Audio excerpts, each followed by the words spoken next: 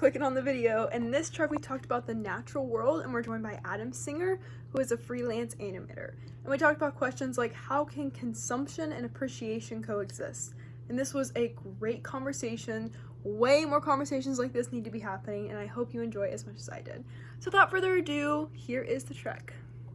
Hello, everyone, and welcome to The Trek. The Trek is a Civics Unplugged series where community members participate in meaningful discussions on topics that are too often neglected when thinking about building the future. Through prompting questions and provocations, we venture together into complex but important conversations related to building the future and democracy. We understand that this work requires ongoing dialogue, but it's a journey worth trekking through. I'm Madison, a high school senior from Birdhurst, Oklahoma, joined by some of our community members and a special guest, which we'll hear from in just a moment. And today we're talking about the natural world. And we always start off with a word association. So when you see your name on the screen, say the 1 of 3 words you associate with the topic and why.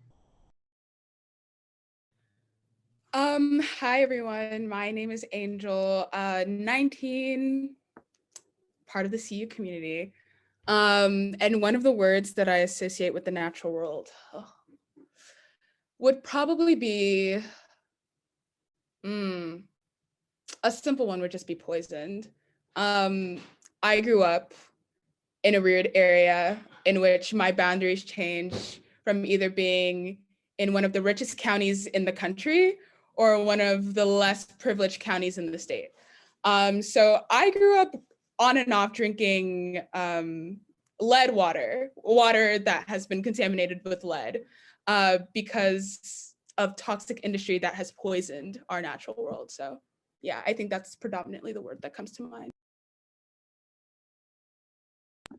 Hi, my name is Jahi. I'm 17, calling in from Ohio, and I would associate homeopathic medicine. I feel like homeopathic medicine is like alternative medicine that goes towards more pseudoscientific processes, but I really appreciate how it takes like a very holistic and sometimes even spiritual approach to medicine. And I think that's really important because like Western and European ideologies tend to make everything super scientific. And I think that if we're able to like appreciate holistic processes more, then we can treat Mother Nature better.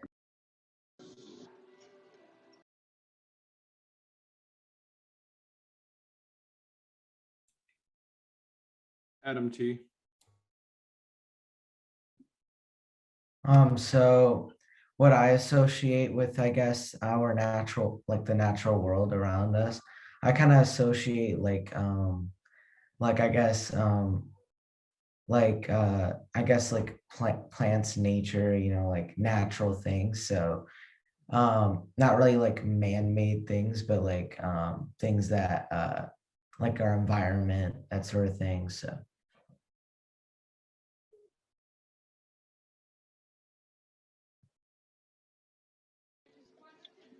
Hey everyone, my name is Ashley. I'm 17 from Vancouver, Washington. When I think about the natural world, I just think about undervalued. I don't think we take care of it enough. I don't think people um, notice their connection to the natural world often enough. But yeah.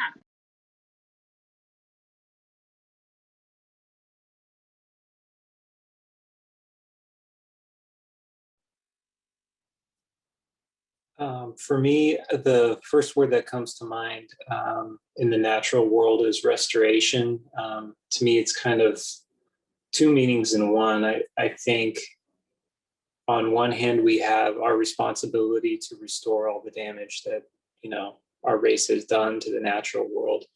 And on the other hand, I think often about the restorative effect that being in nature has on us as part of the natural world. So that's the first one that comes to mind for me. Wait, Adam, who are you? You gotta introduce yourself. Oh, sorry. Yeah, so I got in touch with Gary a few months ago. This is my second trek. I'm actually like an animator by trade, so not necessarily like professional ecologist or anything like that, but I am a lifelong environmentalist. I was raised by environmentalists and hippies, and grew up in a beautiful natural environment and spent long chunks of my life living in kind of how to say it, like kind of bare bones, rustic natural environments where there's no electricity or running water, and you're very much in nature for a long period of time. And I've seen firsthand the restorative effect that that's had on me and the people around me. So that's why this this is a topic very close to my heart, and I have a lot to say about it. Hey everyone, I'm Gary calling in from New York City. Let's say that my words are too disconnected. And what I mean is too disconnected from what people consider like the modern world, even though it's just so essential to our flourishing. Yeah, and I would say appreciation without action. I know everyone loves going outside, being in the natural world, but often that's not paired with necessary action that is needed to preserve the beauty of the natural world. But yeah, thank you all for participating in that. Now we can go ahead and hop into the conversation. So does anyone have a question or provocation to get us started off with? I have a few. But I'm willing to hold back if someone else wants to start. Go for it. The first one that comes to my mind is I'm curious to hear what everyone says about whether or not they think of themselves as part of the natural world. I think that's part of the conversation that gets lost a lot when we're talking about humanity and nature and the environment.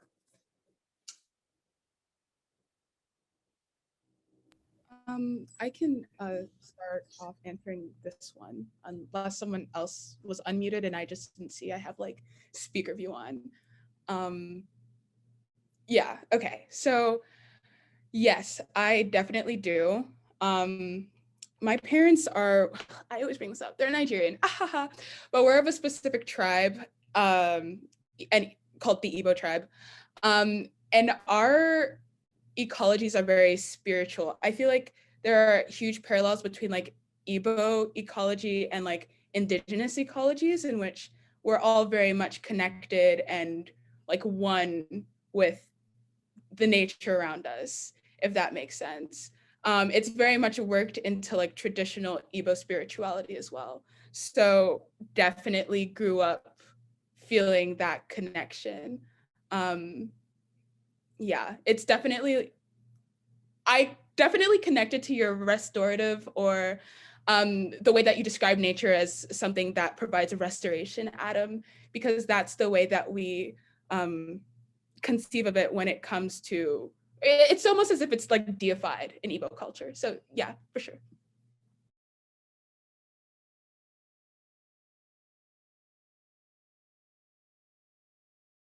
I would completely agree with that too.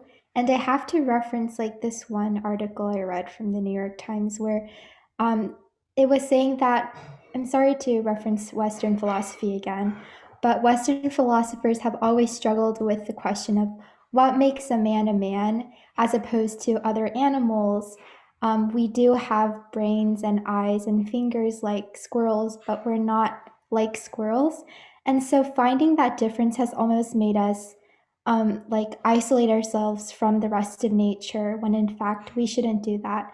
And I feel like that's like a very dangerous ideology that is almost like made us feel like we're entitled for nature to yield everything to us, and that has kind of led to the abuse of nature, I think.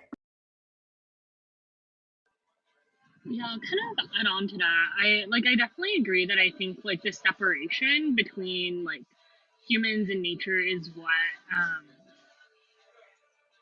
I don't know. I guess I guess growing up, like I just always thought that like the natural world was some like nature is something that like doesn't exist like near me. Like I like have to drive to like the mountains or like have to go to a national park to see nature. And I think like it's that type of mindset where like that like makes it really easy to um not take care of the natural spaces like in your city or like in your neighborhood, because like nature is always something that is so far removed and that like you're not connected, well, that is not like immediately connected to you, and so it's fine if you don't take care of it like nearby, like as long as you're like, oh, helping preserve natural parks, it's fine, national parks, it's fine. So that's not usually the case.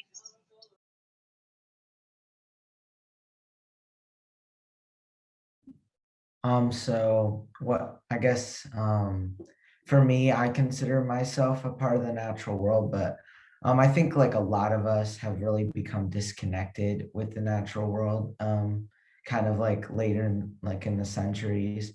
Like sometimes like I know like some people like don't go outside for days lately. Like you don't really like go out in nature, which is what you're made out of. Like you're made from like nature, that sort of thing. You're made from like natural things help you survive too. So like I consider like nature kind of like nourishing for me. It helps nourish me with like food and water. Um, and other things too. Shelter is made like our homes are made from nature. A lot of stuff, even though they consider some things man-made, a lot of our stuff came from nature at the beginning. So like paper is considered man-made. It came from wood, and the wood was like I think cut down and then they made it into paper. So like really kind of looking at those origins to kind of connect yourself with like the nature around you so then you don't destroy it. You'll be be grateful for it, in my opinion.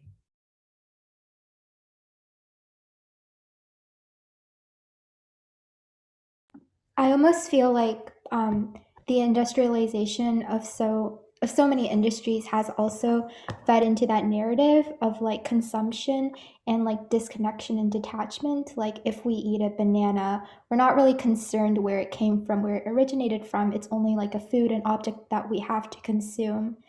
So I think that if we're able to, like you said, cherish it for the nourishment it provides, it can really create like a mindset change that will help us appreciate and treat nature with more respect.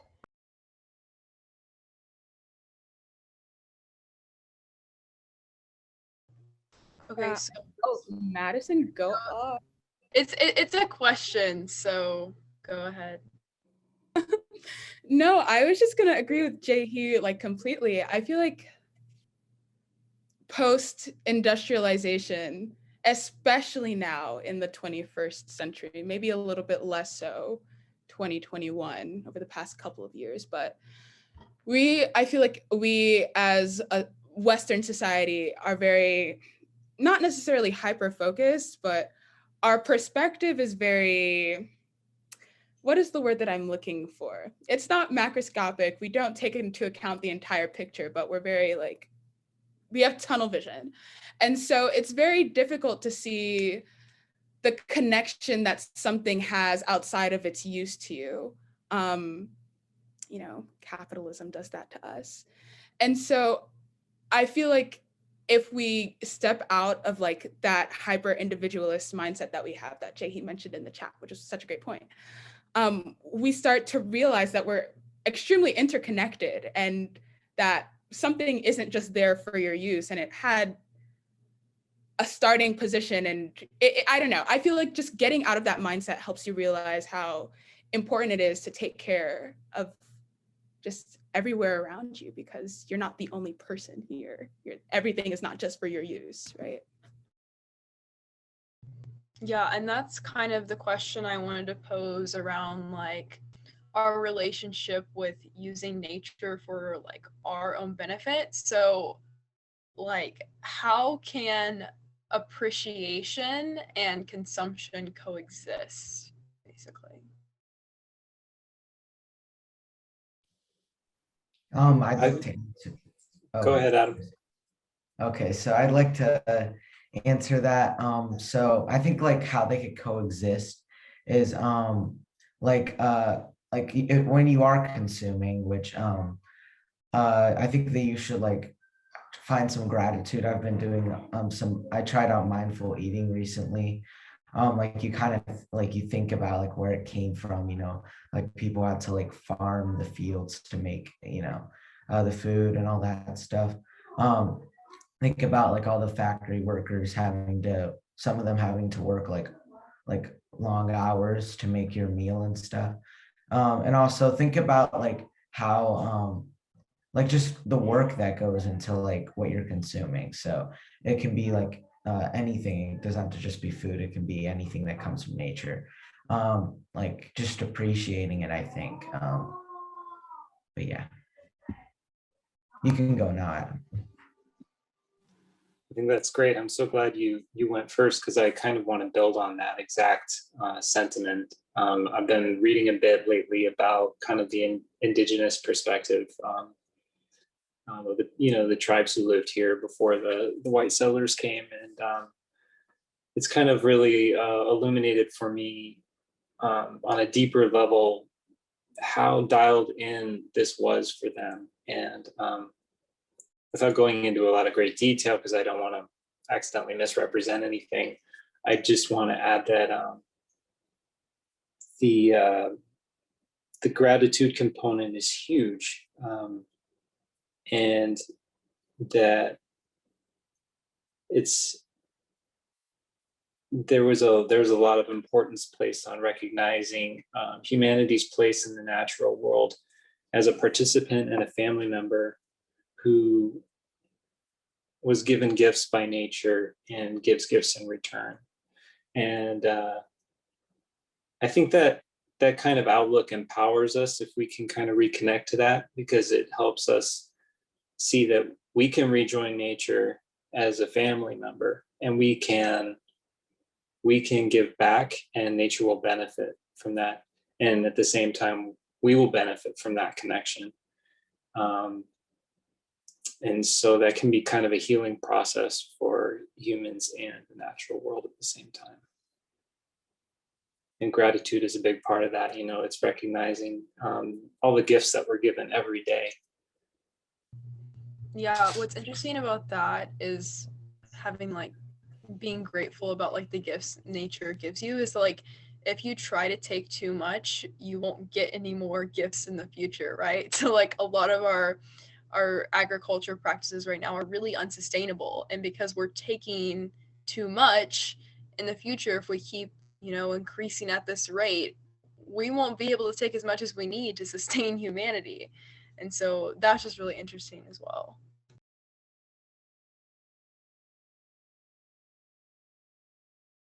Yeah, I work with I do a bunch of climate storytelling, and a lot of the people that we listen to when it comes like whose stories that we listen to and try to broadcast are Indigenous members or members of various Indigenous communities.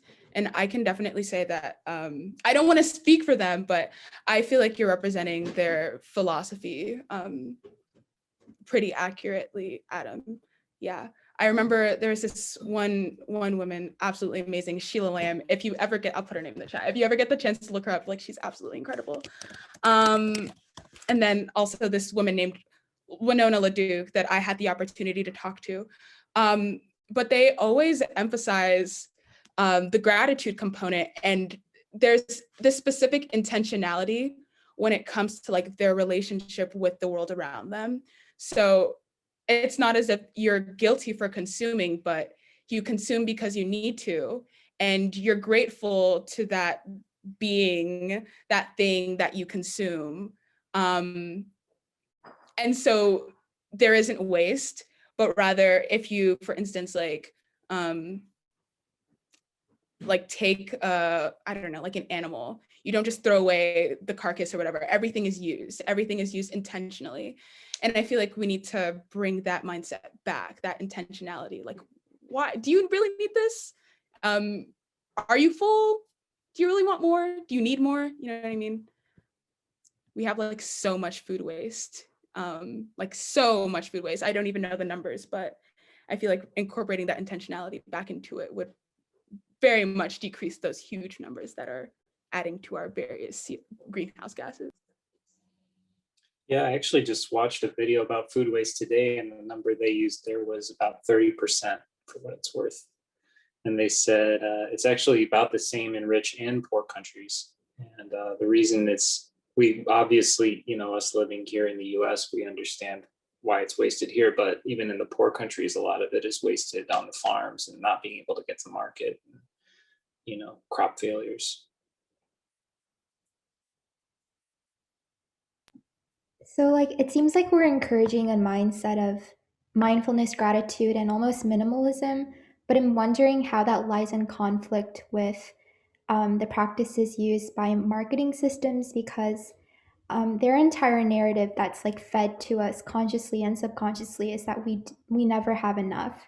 And so if you look at ads, they're always exploiting some type of deficit that we're supposed to have, whether it's true or if it's an illusion. So for makeup companies, they're saying you're not pretty enough.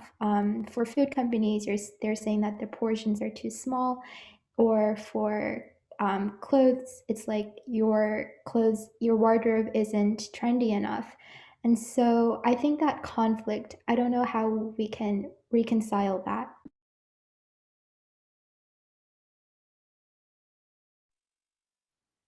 Yeah, I think that's a really good point. I've been thinking a lot about that lately as well. And that, to me, it always seems to boil down to this concept of scarcity and our scarcity-based economy.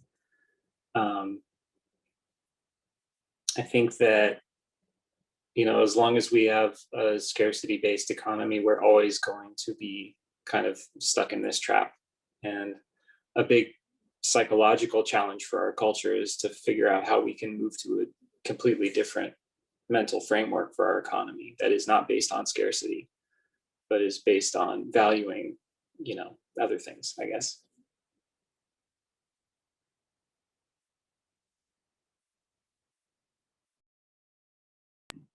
Yeah. So, um, I think like the way I guess that we could like fight against like that narrative, I guess, is kind of to like awareness. I always emphasize awareness. Um if you're ever like there's like a problem in the world, you should kind of like spread awareness of it. And and also like I guess like you could always just use what they're doing with their advertising, and you kind of advertise a new narrative about like gratitude. Like I've never seen ads that they're like, oh, you should be like, I've never seen ads about being grateful. Like they're always like, oh, you need this, you need that. So I think ad like kind of like getting to like the person, but not to tell them that they don't have enough, but telling them that they do have enough.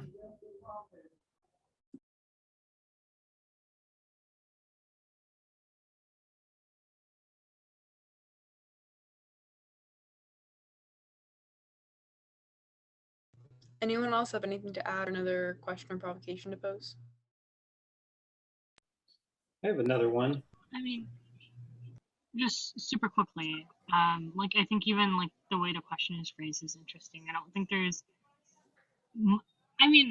yes, like reconciling mindsets is a great first step, but I don't think that's necessarily what we want to do here, right? Like, I think the real question is, well, how do you change the market and how do you change like just what our economy values? Because I think until that changes, like everything is just a band-aid solution.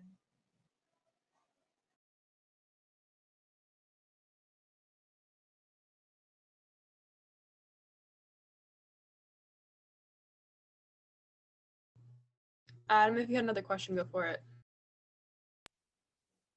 Yeah, it's, I guess, maybe a little bit of a backtrack. I think I'm still kind of mentally back on this kind of our connection between the relationship between humanity and the natural world. And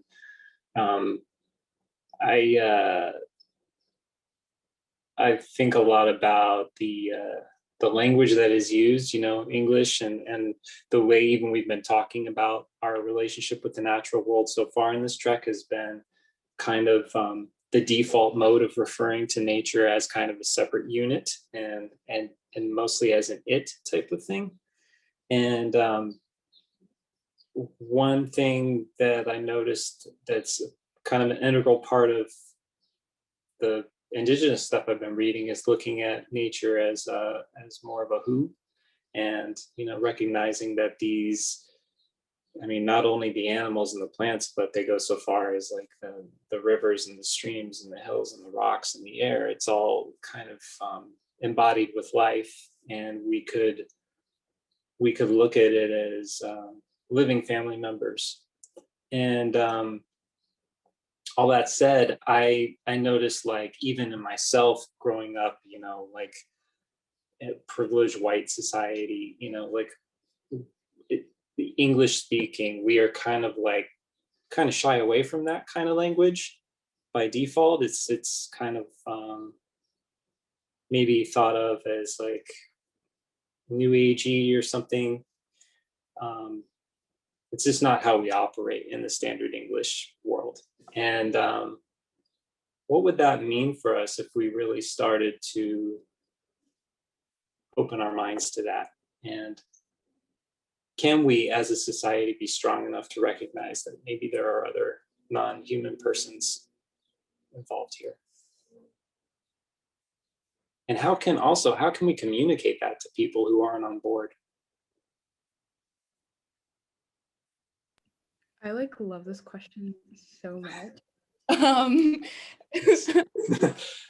Because I am like a huge nerd when it comes to, I'm gonna use some technical terms, when it comes to like different epistemologies and like epistemic oppression, which like in layman's terms is basically like how dominant ways of knowing have come to envelop, swallow, erase, and eradicate other less dominant systems of knowing.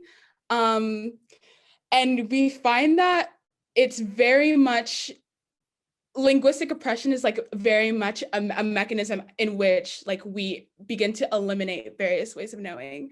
And so over the past couple of months, I've been really trying to figure out how I can reorient myself and the language that I use in a manner that like reflects what I inwardly believe, and reflects like the culture and the language and just all of the really cool stuff about like my ancestors.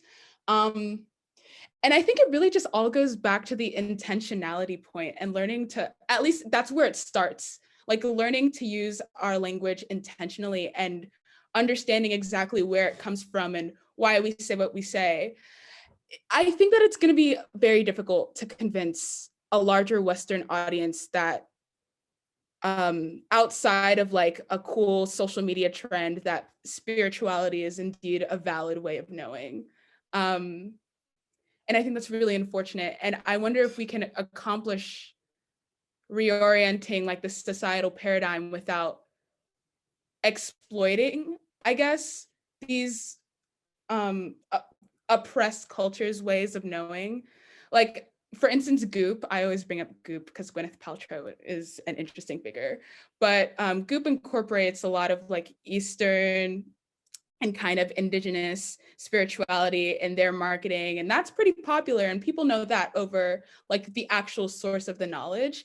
And I'm wary that, I don't know, yeah, I just worry that society, the dominant groups of society will silence the voices of the people in which this knowledge is originally from. And that's not really helpful to answering this question at all, but yeah.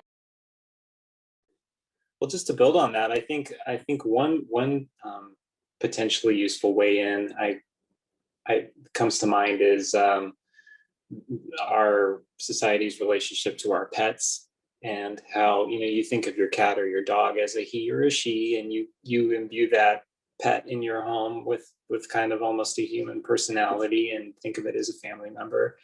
And when you point out that it is kind of an arbitrary line in the sand that we've drawn, that our dogs and cats are whose, but the cows in the field are its, and the trees in the forest are its, it kind of I mean, how can you argue with, how can you argue that that's not an arbitrary line, I guess is what I'm saying.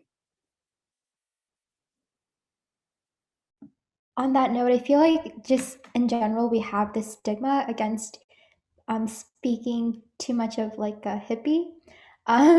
So I think that it's just kind of like this incongruency between like traditions that we've had before and kind of like our technological progress. So back in the day, we had to rely on meat because it was a source of nutrition that we needed. But now the process has been streamlined enough that we don't have to depend on meat sources for energy. We can use plant-based and we can go full plant-based, and actually it will like help our carbon emissions and everything. So I think it's like that transition of um, growing out of our traditions. And I really appreciate how Angel mentioned linguistic oppression, because I feel like it affects how we even treat other humans, because even in just like political discussions, I feel like there's a tendency to almost dehumanize the other side. And we're doing it to nature, and now we're doing it amongst ourselves. And how that mentality percolates to other areas, I think it's a very um, it's a very, very fragile board.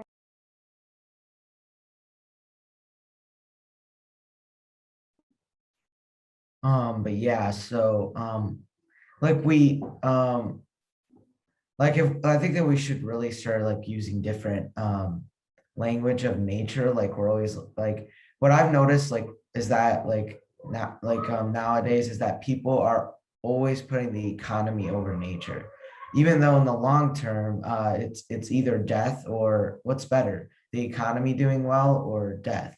And usually in like the long term sense, the economy will do bad if we don't take care of nature, and it will do good if we do take care of nature in the long term. Um, so I'm saying is that we should treat actually nature as higher than the economy, because the nature is what keeps us alive, and we should like use like I never hear nature, like nature is barely mentioned in politics. It's always the economy. It's always, even though the economy is less about keeping us alive as nature. Nature is what nourishes us, as I mentioned before. So um, I think that we should actually put nature over the economy. Yeah, and I think that like with this conversation, while I do think that new words open new possibilities for just what people even think is possible, I'm hesitant to advocate for like new language around nature just because like then like conversations about like the environment just become less and less accessible and less appealing to people. Like now even the word sustainable is like a trigger word to people. And so it's like how can we have conversations that like bridge what people care about in order to like make them care about like nature and the environment. So yeah, I'd just say that.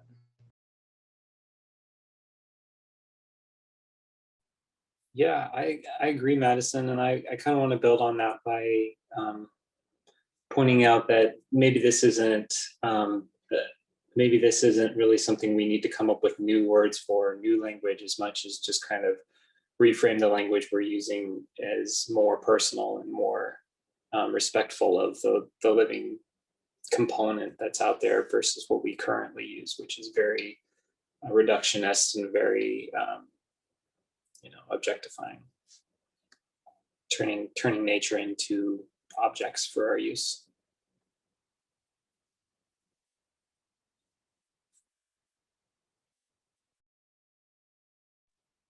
I do have another kind of provocation, I guess, if no one else has anything else on that topic, which is that I just gathering from what everyone said on this trek so far, I'm super encouraged, and it makes me really happy to hear that all of you are very much on board with the natural world and environmentalism and restoring nature. And so I think it's probably safe to say that you all consider yourselves people who love nature. Would I be correct in assuming that. Yeah, I wonder, what effect do you think it would have on society if we started proposing that nature loved us in return? When we look at all the gifts that it gives us, and when we look at how a positive interaction with nature can benefit nature, and how we can really be a force for good, and that in return nature feeds us, heals us, gives us medicine, gives us shelter. Yeah. Do you think that would change the human interaction with nature in our society if we could look at it that way? Yes, I think it would change it dramatically. If we start treating it, if we start thinking that like nature loved us back, we'd start loving nature a lot more, and we'd start taking care of nature a lot more. Since it takes care of us, we would try and turn it back in return. And we might actually start fighting against climate change, which is what's kind of on pause right now. We'd probably start helping, we'd probably start thinking about how we can keep nature as good as possible, since it helps keep us good too. And we'd start like consuming less. Like we'd start consuming at like a normal level. We'd start having more gratitude for what we got from nature. And yeah, I think that it would just it would help keep nature healthier, and in the end it will actually help keep us healthier, since we'll be able to conserve nature. So Yeah, I agree. And I kind of think about it with like a relationship with your parent. So if, you have a relationship with your mom and you know that like, oh, like, yeah, my mom gives me things, but like we have like a mutual love and respect for each other. So I'm not going to treat her like an it, like I'm just like taking things from her. And like knowing that that love is there, like that mutual love and respect, I think is what changes everything. And when that's absent from like a parental relationship, it changes how, one party acts. And I think the same could be applied for nature. I know it's a little bit different, but like theoretically, that's what I would say.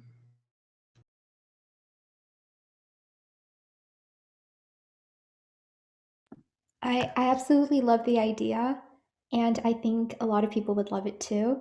But I do want to make sure that we don't over romanticize it. And so for that, we can also frame it as like a progressive idea.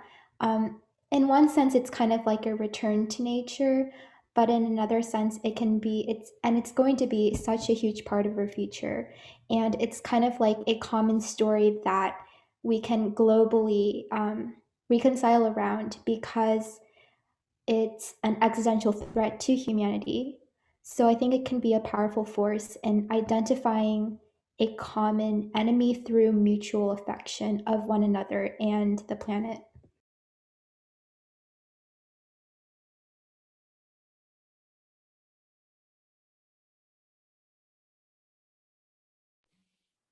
Yeah, I think that's smart. I think that it's good to recognize that there's still like an element of the natural world that, it can kill you. It can, a poisonous snake can bite you, and it's not like we can just go running into the fields and everything will be perfect and rainbows forever. And I think that um, I think science has a lot to help us with there. I think that I see a beautiful fusion of like art and science and environmentalism where, um, we can use science to point out kind of the material reality of what we're working with when we're in nature. And we can at the same time recognize through art and poetry and writing and entertainment, like, and mindfulness, that there's a heart connection there, and that those two together, it's kind of like the brain and the heart working together to heal the body. And that way we're kind of looking at it through a reality-based lens and also like a heart-based lens. Yeah, I think it's a great place for us to transition on to reflection. So I'm going to send a link to the notes in the chat and let you all think about your reflection. In the meantime, I can go ahead and get us started off. Um, so I'm just like, this is super interesting, the whole idea of like appreciation and consumption.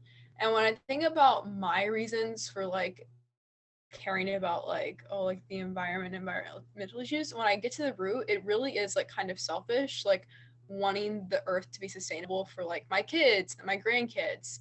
And I'm like, but is that like a bad thing? Like should people just be caring about like nature for like the sake of nature or whatever? I mean, like that's just probably not a realistic ask.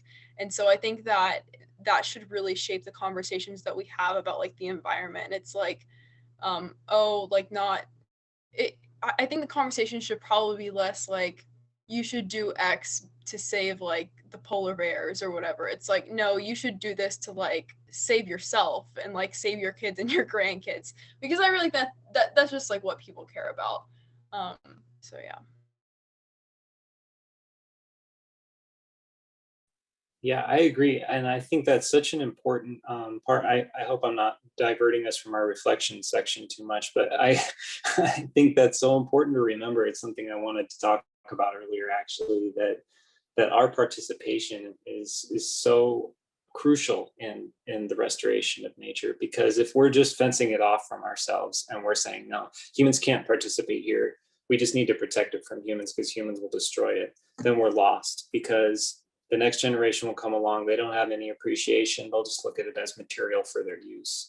But if we restore the personal heart connection there, and you know, it's not even it ceases to become a question whether or not we should destroy nature and tear it up. It's like, no, that's our life source there.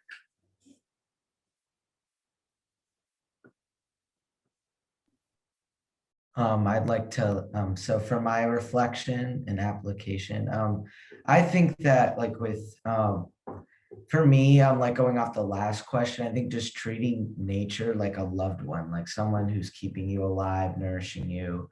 I think like having more gratitude towards nature, and also like consuming like at a respectful amount, like remembering that nature is the thing that is helping keeping you alive. So try and help it help keep it alive, and kind of spreading awareness to others about it, like telling them, like when if like you're ever in a debate with someone about like me, like tell them that this is what keeps you alive, like kind of like spreading awareness about that, I think is good too.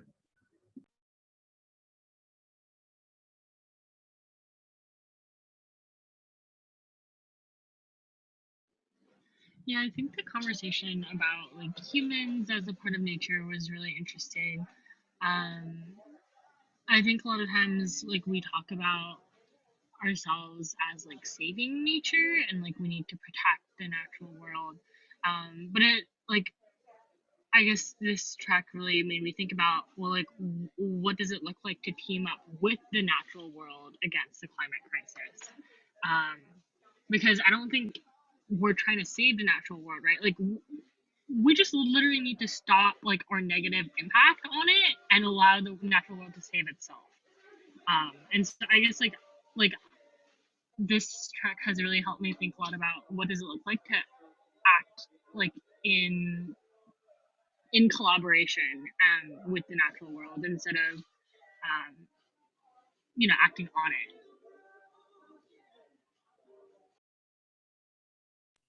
I can jump in. I just want to say that I really love that point, Ashley. Like, really love that point. This has been one of my favorite tracks ever. I love this track. But yeah, I think I'm definitely leaving this with something akin to what Ashley just said. I think that he brought up the point of hyper individualism earlier. And I don't know, I feel like for a lot of our society is based on Western philosophy, and Western philosophy posits us as like being above nature, being higher than, being more advanced than nature. And I think that if we're going to cultivate like an actual relationship with the world, with the natural world around us, we have to realize that we are indeed a part of that natural world. And curbing the destruction that we are continuously rendering upon it is not an act of saving the world, but rather an act of doing our part within this whole natural order. And that is more what I would consider collaboration than it is like the intervention of a savior. So yeah, thanks for bringing that up, Ash. I love how Angel made the distinction that we're not saving the world. And it's kind of scary, but we're actually like right now in the present moment chronicling like the sixth mass extinction event. So to be honest, I think we're trying to save ourselves here. And I feel like nature has been so forgiving, and we're not trying to place the blame on anyone in particular, but just the systems that we followed are not sustainable. So I think if we can learn from our mistakes, we can see a hopeful future when we're not all dead.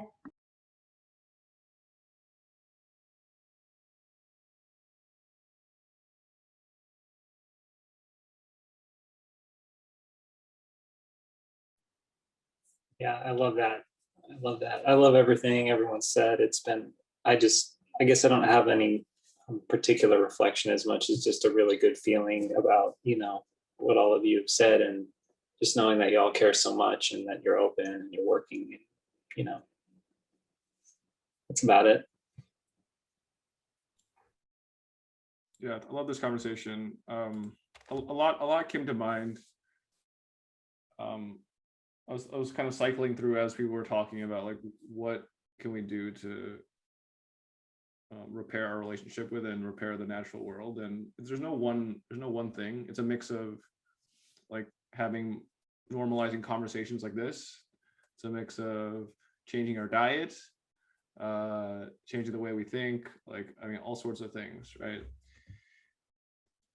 I wanted to kind of share my own reflections about being vegan for literally only the last 10 days or 11 days, 11 days.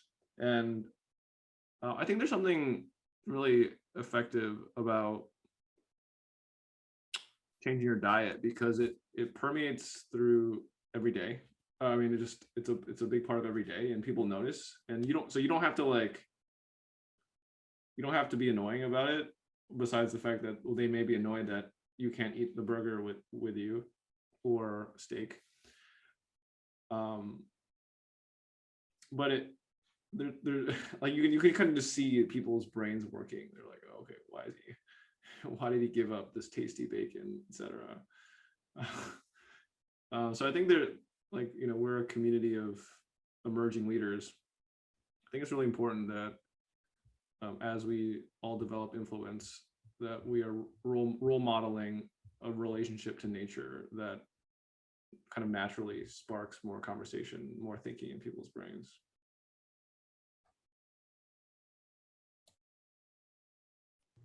If I can just jump on that, Gary, real quick. I recently kind of switched to mostly vegetarian in the last year as well, and I've experienced kind of the same thing.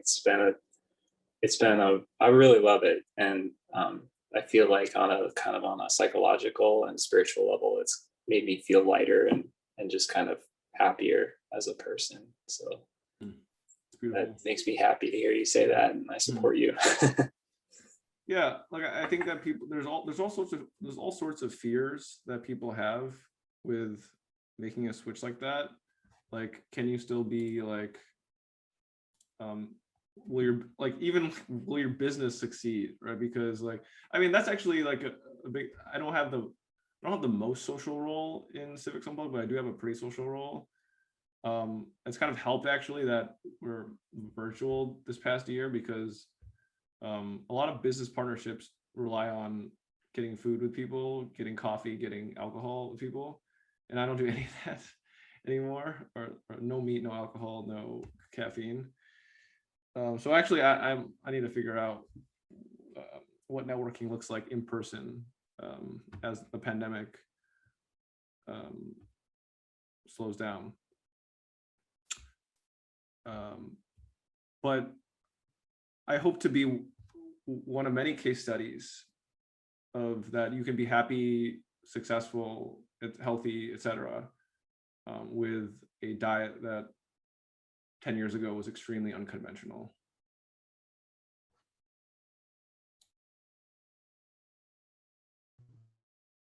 And I think that's all. Thank you all for participating. This was a really good conversation.